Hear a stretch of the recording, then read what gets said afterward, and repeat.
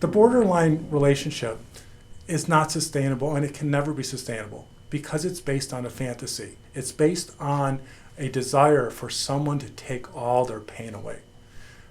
Like I said, and have said before, sadly, borderlines are victims of a pretty harsh and abandoning childhood.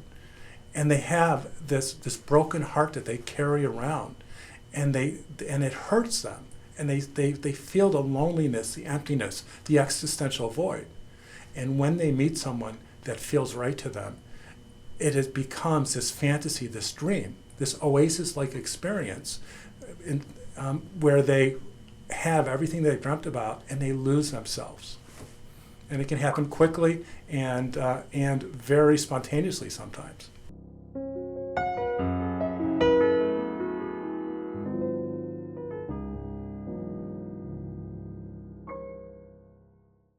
What I advise my clients who want to extricate themselves from their relationship with their borderline partner is to methodically come up with a plan, to understand that they have to be emotionally ready.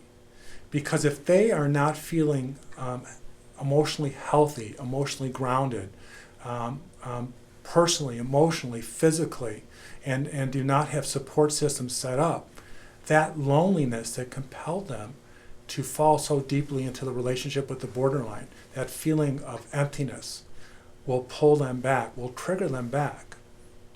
So the very best advice I have for my clients wanting to end this relationship and make it final is to take good care of themselves emotionally and psychologically. Because a person who is whole, a person who is balanced, cannot tolerate the type of relationship that comes with someone being a borderline personality disorder. So instead of me giving these tips, top 5 tips, the top 1 tip is to take care of yourself, understand what brought you into the relationship, and work on that.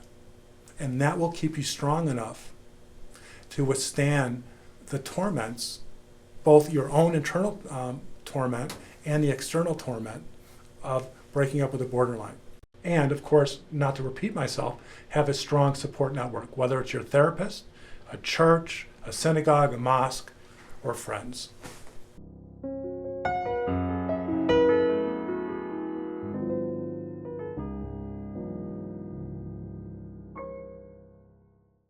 But even more challenging to my clients who are partners of a borderline who wants to break up with them, and let's say they do it in a way that does sever the relationship, it's their susceptibility of being pulled back in. Remember, the borderline is not a bad person. They can have such wonderful, charming, and lovable traits. And the codependent compartmentalizes those traits just like the borderline does their own compartmentalization. And the borderlines sometimes can be very manipulative. And not all borderlines are manipulative, just to be clear. But if they know that a certain action, a certain gift, concert tickets, a certain type of email could remind their codependent, their partner, of the love that they felt, to get them to compartmentalize the positive nature, then they are trying to reel them back into the relationship, not because they're manipulative or sociopathic, but they really do love this person that they hurt so much. And if they can just trigger a response for the codependent and get them to compartmentalize and recall that positive experience with them, it sometimes brings the codependent back into the relationship. I sometimes compare it to alcoholism, because if you're an alcoholic, you know how much alcohol has hurt, if not destroyed, your life. But sometimes you might look at that bottle of beer and think, I had some good times and they weren't always so bad. Just one drink. But once you have that one drink, you're pulled back into the cycle of love and pain, harm. And that is the challenge of the codependent who breaks up with the borderline personality disorder partner.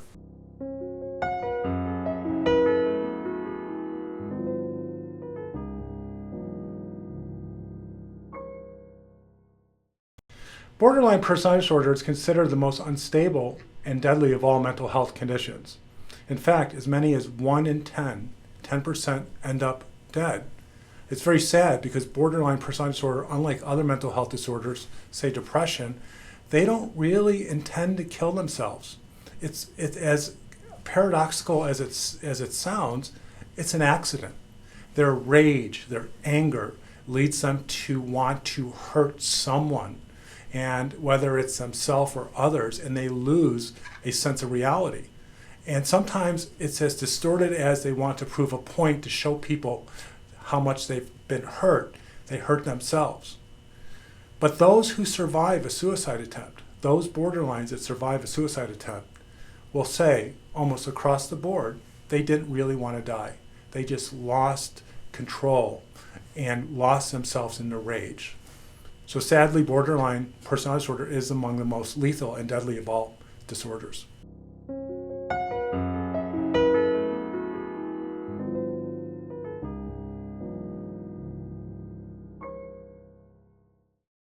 I recommend my book, The Human Magnet Syndrome, Why We Let People Hurt Us, to my clients or to other people who are experiencing relationships with borderline personality disorder partners, or who have broken up with them and want to try their best to stop that pattern of falling in love with the same personality type. In my book, I describe the principles that draw people together habitually over and over again to the same type of person. As one friend once told me, he said, "Ross, the problem with you is you fall in love with the same person but a different face." And that was a moment of time before I wrote the book that I realized, hey, this is about me. I keep falling in love with this same personality type. So in my book, I explain that and I talk about the patterns. I give examples, and I tell my own story of being married 3 times, divorced twice, and having so many relationships with women that have hurt me and hurt me badly, and my journey to finally get it right. And I am so grateful that I did the work, and I went to therapy, and I worked hard on that part of me that compelled me to repeat that pattern. And 8 years ago, I met a woman named Carell, who now is my lovely wife, and I could not ever be more happy. So my book not only tells people why, but it shares my personal story and gives them hope. Because you can't change a problem if you don't understand it. And there's a lot of self-help books that'll tell you what to do. But if you don't understand the core of what draws you into these relationships over and over again, nothing is going to get you better until you know what the problem is. And then therapy really is helpful.